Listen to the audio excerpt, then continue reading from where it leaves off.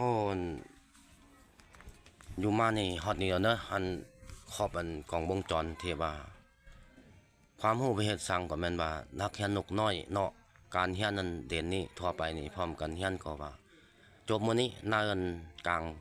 คืนนี่คือเก่านี่แต่ว่าเอิ้นนกกกว่าเฮานี่สิได้อภัย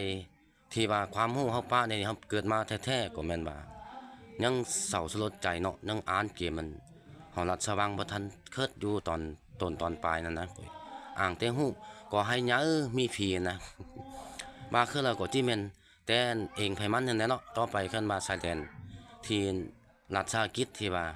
การของรัฐสว่างตั้งแต่กี่ก่อนเจ้าเนาะถือว่าเฒ่าแก่แล้วก็เพียงแต่เล็กแล้วก็เหลนแล้วก็ทั่วอาณาจักรของเฮาเกิดมาอยู่บ้านทองดีไม้นี่ก็ยาวเพียงนี้แล้วแต่ว่าการจัดตั้งนี่ก็แม่นว่าเพียงแต่ว่า5สหายเนาะได้เรียนแถวนกน้อยขอขอบใจเนอะอันนี้จะได้ปากใส่ใน YouTube นี้เพื่อมื้อนี้แม่นว่า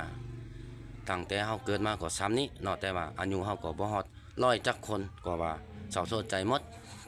เท่านี้นะกลับคืนมาฮอดบอลที่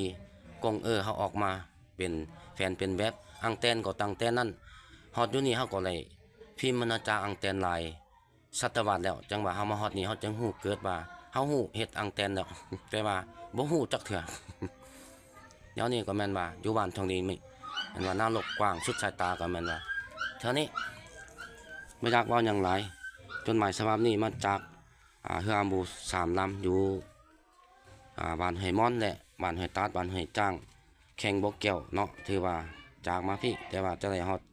บ้านทองดีมานำเกิงแต่ว่าเปิงอิงแข่งหลวงนำท่าเมืองหลวงนำท่ากองพลที่3นอแคมรัฐวิสาหกิจกระทรวงศึกษาคอมเนาะทั่วไปนี่แม่นว่าสรุปการพิมพ์มนาจักรคันใดเฮานี่นักชายแดนกงตนพิมพ์มนาจักรชายแดนทั่วไปเท่านี้ขอไว้พรใส่บ่อยากเว้าหยังหลายหนังสือพิมพ์แม่นเฮาปากเองที่ว่าเก่งร่วมประชาธิปไตยเนาะประชาชนลาวประชาธิปไตย